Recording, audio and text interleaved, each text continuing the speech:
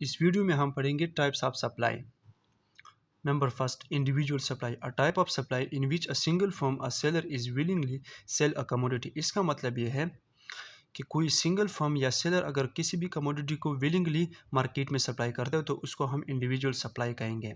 Number two, market supply, a type of supply in which many firms और sellers are willingly sell a commodity. इसका मतलब ये है कि बहुत सारे सेलर्स या फर्म्स अगर विलिंगली किसी भी कमोडिटी को मार्केट में सप्लाई करते हो तो उसको हम मार्केट सप्लाई कहेंगे।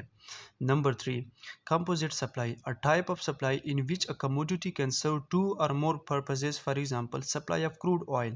इसका मतलब ये है कि अगर किसी कमोडिटी को हम मार्केट में सप्लाई करते हैं और उस कमोडिटी से हम दो या दो से ज़्यादा काम कर सकते हो, वो मतलब उससे बहुत सारे काम हम कर सकते हो, तो उसको हम कंपोजिट सप्लाई कहेंगे। जिस तरह क्रूड ऑयल जब कोई सेलर या फर्म सप्लाई करते हो तो क्रूड ऑयल से हम पेट्रोल बनाते हैं, डीजल बनाते हैं, बहुत सारी चीज़ें बनाते हैं, तो इसको हम कहेंगे composite supply, competitive supply, a type of supply in which a commodity serve as a substitute or alternative to one another, for example meat and fish।